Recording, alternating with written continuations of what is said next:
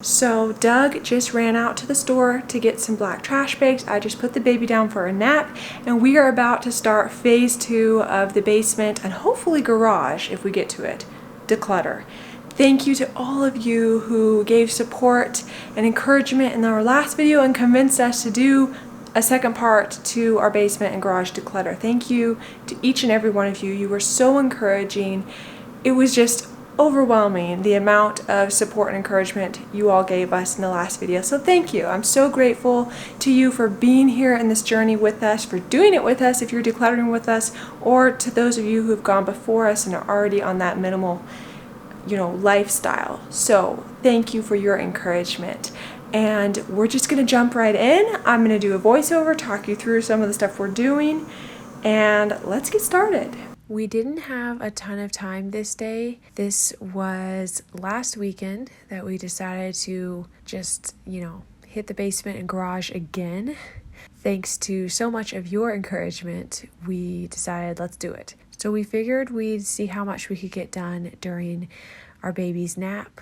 So really, what we did here, we did in about an hour and a half. That just goes to show you can accomplish a lot if you just set your mind to it and just do it. We don't need a ton of time to make a big difference in our decluttering processes. This right here, like I said, we did in an hour and a half, probably max. And what we decided to do was to make it a little easier on ourselves, at least at the start. And we made it our goal to look for trash, to gather up stuff that needed to get thrown away. That takes a lot of thinking out of it because it's easy to spot trash.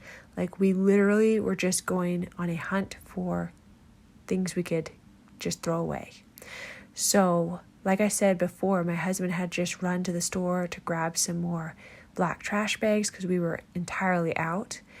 So we got those and set to work. And side note, this snake here, yes, my husband was having fun with placing that in different places so that I would find it and then scream. Yeah, he gets a lot of joy out of that. So he gave me permission to let it go. So I let it go happily because there were a couple times where I even knew where it was and I saw it and I still screamed again. So yeah, not proud of that. I don't know why, where, I don't know. That's just a thing. But I used to not be afraid of snakes, but I guess when you're not expecting to see them in your basement, these things happen. So I kind of forgot to show you around first. I know if you watched part 1, you probably already know where we left off, but just in case, just to catch you up, this is what things were looking like kind of at the start of our day today. We had done a little bit, but not a lot to make a big dent. So just giving you the full look around the whole basement. There's still so much work to be done. Over here in this corner is a lot of kind of where Doug has been working. These are a lot of his childhood toys, a lot of really, really old toys. He has told me a lot of them are broken and not in great condition. So he doesn't feel that there's a need to really hold on to them for our little girl. And so he's keeping a few things, but he's letting a lot of it go. And that is his own choice. That's his own decision. It's not something I want to push him into doing. I may have made fun of him at some point for how many toys I thought he had, but not seriously. I just was like, wow, you have a lot of toys. Not that that's necessarily a bad thing, but he felt that we, should get our daughter her own toys, new toys, and based on her interests. And he also thinks we probably don't need so much, so he felt comfortable getting rid of a lot of them, and he's working through it. It's a process for him. Obviously you have a lot of attachment to your childhood things, and so not only is he working through it, but he's also giving other family members the option to keep some of them if they're meaningful to any of them. So he's reaching out, making sure, they don't want them before he does totally get rid of anything. After we dug around and found trash, Doug kind of got to work on his toys, and I just continued on my own stuff that I had contributed to this whole mess that we have going on here. And I was working on this back wall here, just one by one, container by container, box by box, looking through at what I had and just searching for things I could get rid of. One of the things I settled on was this container right here, which had a lot of old paperwork to go through. So this is a Halloween card from when I was just over a year old from my grandparents. So what I did is I took a picture of the front and the inside and the back, and now it's going to go, but I'll have the pictures if I really want the memories, but I don't need to hold on to the physical card, which frankly I forget about every time after I put it away somewhere. So I'm really glad that Doug shared that with you about the card he was getting rid of. But he said he was taking a picture so that he could have that. He could look at that if he wanted. But I just think that we've said it before, just do what is right for you and your situation. What we're doing might not be right for your situation, and that's totally fine. We each have our own journey. We have our own stories and our own decisions to make on what is best for us and our family or our situation. And so we tried to enjoy the process today. We really did. And we kind of traded off showing each other some things from our childhood or from our past, just to kind of, share in that moment, but then sort of say goodbye to those things. And not everything. We're not getting rid of everything. But at this point, we're getting rid of all of the things that we feel that it's time to say goodbye to. And kind of going back to what Doug was saying about the card, this is something we were really inspired by from that book I mentioned in part 1, which is Goodbye Things. And it was really impactful to us, talking about those sentimental items and also talking about memories and how we have our memories for a reason, and the things that are truly important, we're going to remember and we're going to cherish. The things that maybe aren't as important, we might not remember. But those things that are just a treasure to us, we're going to have in our memory.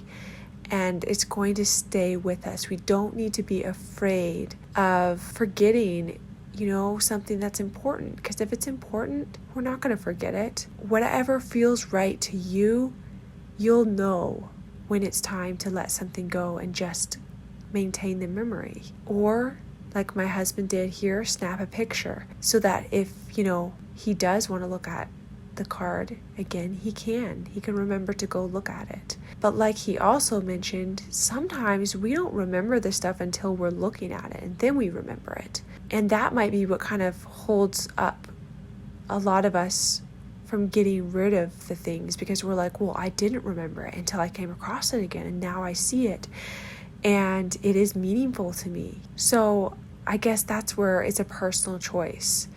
That's where you have to decide how much of those things that you want to keep holding on to, maybe put into a keepsake box, what you're going to give real estate to in your limited storage space. And definitely there's going to be things we're going to keep that are just like that. But then for Doug and I, we actually feel that for the most part, this is not 100%, but for the most part, we want to trust that we have the memory for those things that mean that much to us. And the other things, maybe they aren't quite as important to us anymore, or just never really truly were that important to us, but we were holding on to them maybe for some other reason. Don't feel bad if you feel that you no longer need something, but that something might have played a special role in your life. Or maybe holding it and touching it even now, it is special to you, but it's not enough so to give it real estate in your home. That's okay. Things serve a purpose, and maybe those items, that thing, maybe it's already served its purpose. So that's just something you have to ask yourself. There's no reason to be in a rush. You don't have to rush a decision. You're going to know, you're going to have peace about getting rid of things when the time is right. And the sentimental stuff truly is the hardest. I'm not going to deny that. But find something that encourages you to do what you're doing, to keep going. And for us, that was this book I keep referring to, the Goodbye Things book. I'll link that in the description too. If you're kind of looking for something, if you really need motivation in your own decluttering journey, I couldn't recommend it enough. If we are feeling like we're kind of losing traction, we think back to that book, or we can even give it another listen whenever we want. And I've done that numerous times. I've gone through boxes and think I've gotten through and gotten rid of what I want to get rid of. And then I think back to the lessons I learned in that book, or just my mindset maybe has changed a little bit since the last time I went through the boxes. And then I'm like, you know what? I can definitely get rid of more. And I go through and I purge more and more. And you just feel lighter and lighter and lighter and lighter the more you do this. And I mean, this is where we are right now. There's still a lot more to go, but the bit we've done, I feel so much lighter for it. So I do want to back up and say what I was going through here with this little, I don't know what you call this, filing container. Yeah, like a little filing container. I had old bills. I had old tax records. And when I say old, I'm talking 10 plus years old at least. And some of these things weren't even open. They were in their envelopes still, like old bank statements from back when I used to get bank statements in the mail. Now everything is online. And I had bank statements from other states that I had lived in. And so there's no reason I don't have those accounts anymore. Don't need to hold on to these. So, but it's kind of funny, the things that I held on to for all of these years, partially because I didn't know what to do with them, that sometimes I wouldn't even open the mail, but I still felt I had to hold on to them. It's just so interesting that I would rather just, throw them in here, or at the time, I probably just put them in a stack on the counter before filing them away. I'd rather do that than deal with them right in the moment. Now, since having this shift in mindset of going more minimal, I think about what my future self will thank my current self for, and that really helps me make decisions and make them now. I mean, I'm not perfect at it, but I remember how I feel having to declutter and having to go through all this, and I would much rather make that decision of, open the bank statement. I'm not getting bank statements anymore, but you know what I mean. Open the mail and deal with it right then and there, rather than having it 10 years later be, stacked up or taking up space in your filing system. So I would much rather make the decision when I'm facing it the first time than put it off for some other time, because that other time might come 10 years down the road. We can prevent a lot of this clutter by making that decision when we're facing it to begin with. I think I've heard it called completing the cycle. Like if it's going to only take you a few seconds to a few minutes to do, you may as well see it through right then and there. So my baby was waking up from her nap, so we decided this was enough. We actually made quite a bit of progress. I don't know how noticeable it is on camera here, but we ended up, I think, with about 3 trash bags full. I think that was pretty good. I think we already had 1 trash bag going, like half full maybe, but we did pretty good. I mean, we found a lot of things we could throw away, plus we even moved on from that. So sometimes you can start easy, like with, searching for junk to throw away, and then you can move into harder stuff. So get yourself kind of hooked in the decluttering process, and then you'll probably want to do more.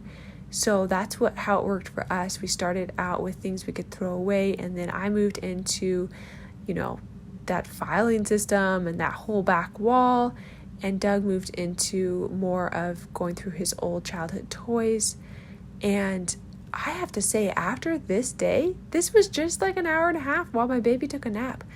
I feel pretty amazing. I'm not sure how much of that will show, but I know in my mind, like I've been through a big majority of my belongings, and I feel really good about what's left down there on the wall. And I know there's still more to go through, but I think I made a pretty big dent.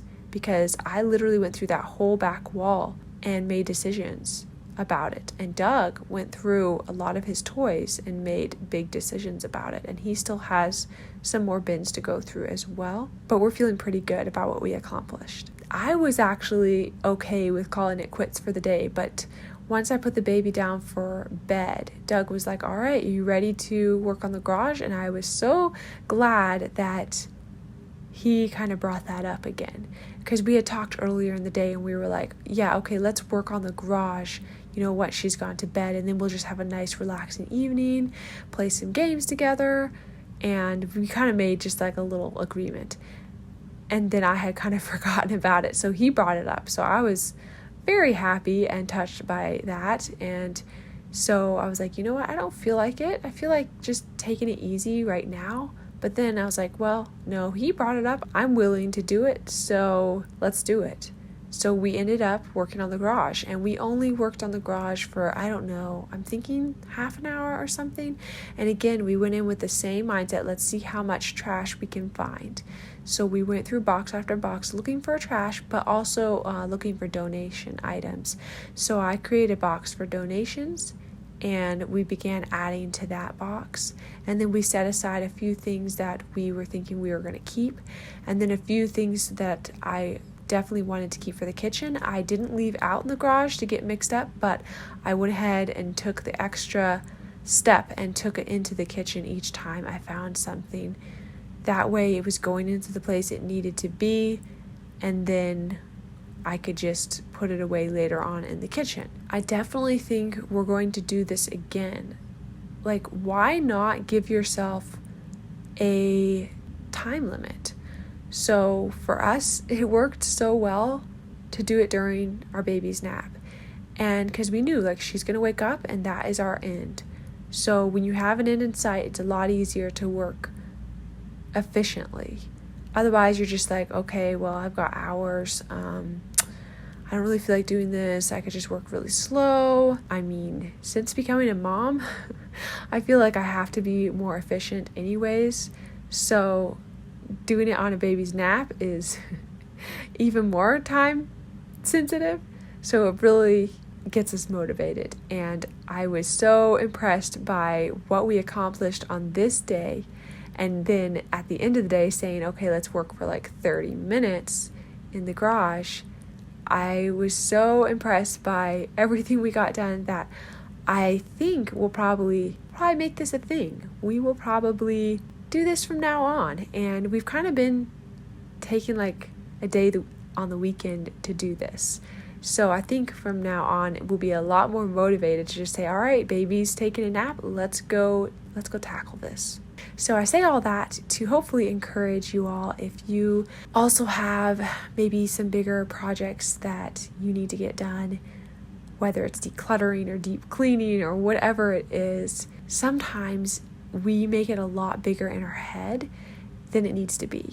And maybe just do it during your baby's nap, or do it, 30 minutes before it's time to go to bed, or do it for 30 minutes before dinner time so that you have that end in sight, and just see how much you can accomplish in that time that you give yourself. So I remember like a big tipping point for us was when we moved.